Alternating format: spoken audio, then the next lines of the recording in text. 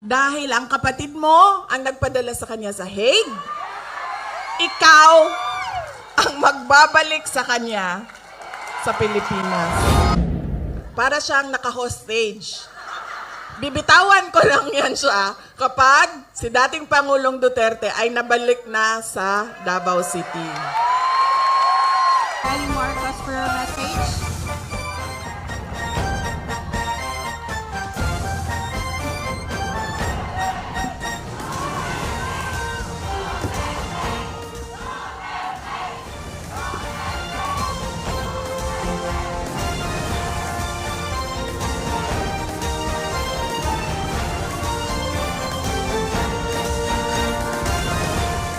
Maraming salamat.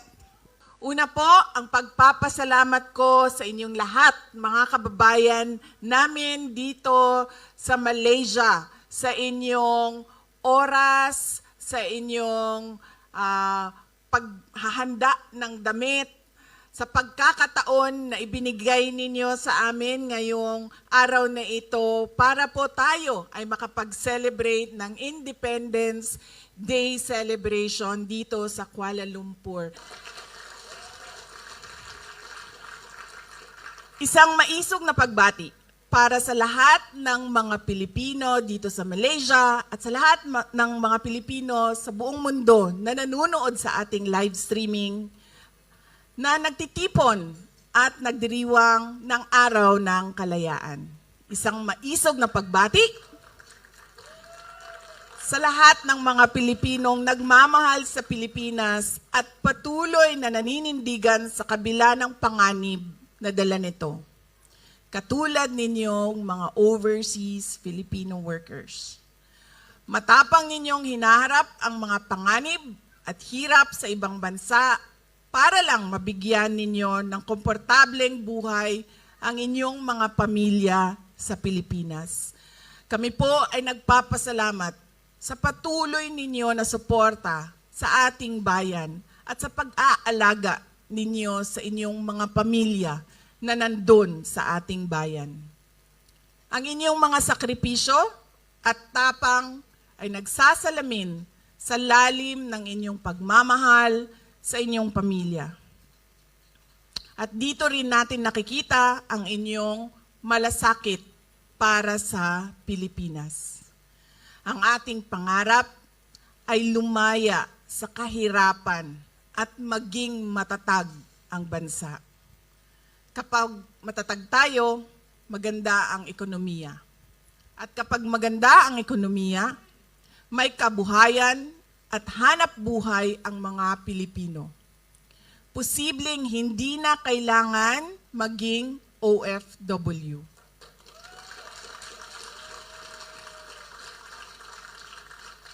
Aalis lang po tayo sa ating bansa, hindi dahil sa pangangailangan, kundi dahil sa kagustuhan. Sa ating pagdiriwang ng Araw ng Kalayaan, tandaan natin ang mga sakripisyo ng ating mga bayani na dahil sa kanilang pagmamahal sa Pilipinas ay walang takot na itinaya ang kanilang buhay at lumaban. Paalala rin ang araw na ito na ang kalayaan ay makakamtan lamang natin kung tayo ay tunay na nagkakaisa. Dahil sa ating pagkakaisa ay nagkakaroon tayo ng lakas, ng determinasyon, ng tapang, ng kaisog. Gayunpaman, sa ating pagkakaisa ay nalalantad ang mga interes na salungat sa interes ng mga Pilipino. Nabubunyag ang tunay na kulay at nalalantad ang kanilang pagbabalat kayo. Gamit ang dahas at hiram na kapangyarihan, ay papahirapan nila tayo. Ang dinaranas ngayon ni Pangulong Rodrigo Duterte ay konkretong halimbawa nito. Alam niyo po, meron na po akong mga nakilala sa iba't ibang bansa dahil sa trabaho ko, mga dayuhan. Dahil sa trabaho ko bilang isang Vice President at dating Education Minister. At sa mga nakausap ko, lahat sila nagsabi, it is unthinkable for a government to surrender its citizen to a foreign power. Yan ang eksaktong sinabi sa akin ng isa sa mga nakausap ko. Tapos, lingo-lingo siya, pero sa Pilipinas, napakadali na ibigay ninyo ang inyong former head of state. Kaya ako man ay, kahit hindi anak, kahit sabihin na lang natin, karaniwang mamamayan, nahihiya ako sa ginawa natin sa ating dating Pangulo.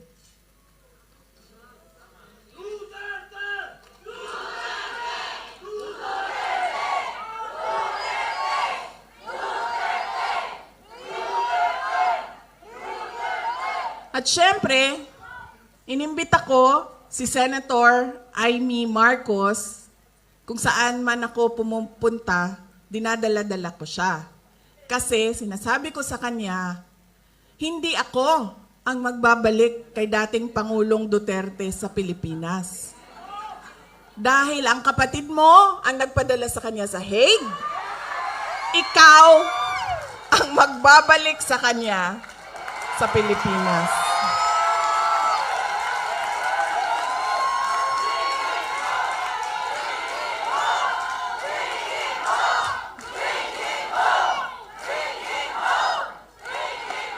Diba?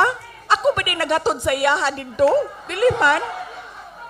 Diba? O, di iyahang igsuon man, di ikaw ang magbalik ana dito sa mua sa Davao. Oh. Kaya dala-dala ko yan siya lagi, kahit saan ako pumunta. Kasi alam nyo, bakit? Kahit saan din ako pumunta, lahat ng Pilipino nagsasabi, iuwi mo sa akin. Sinasabihan ako, kahit nung bata sa kampanya namin sa Manila, maliit na bata na pagbaba ko sa stage, mukha siyang mga 8-9 years old. Sabi niya sa akin, ibalik mo si Tatay Digong. Ha? Bakit ako? Ikaw! Diba? Kaya dala-dala ko yan siya. Kahit saan. Para siyang naka-hostage. Bibitawan ko lang yan siya kapag si dating Pangulong Duterte ay nabalik na sa Davao City.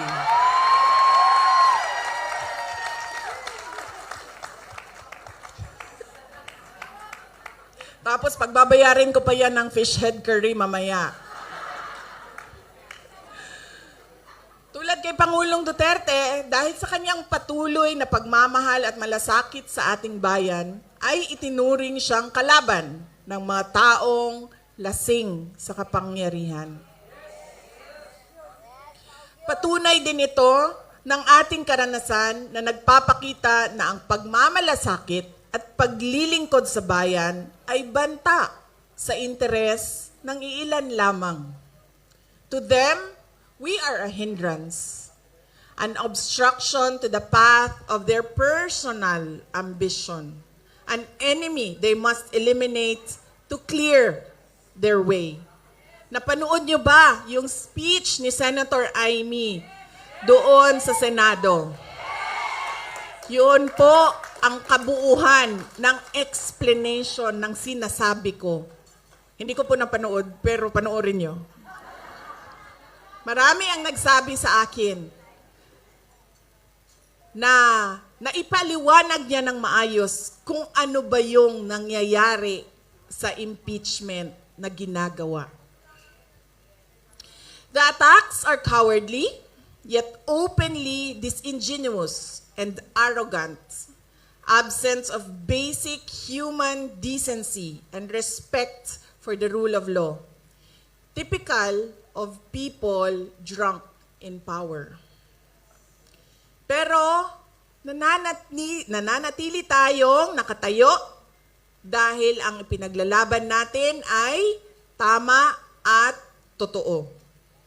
We remain strong, steadfast, and grounded in truth, integrity, and faith in the hand of God that will move in ways we cannot comprehend at this point.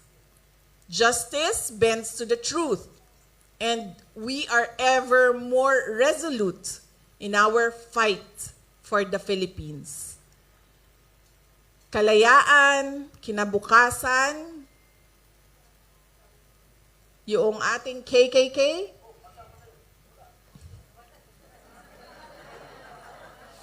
kasaysayan, kalayaan,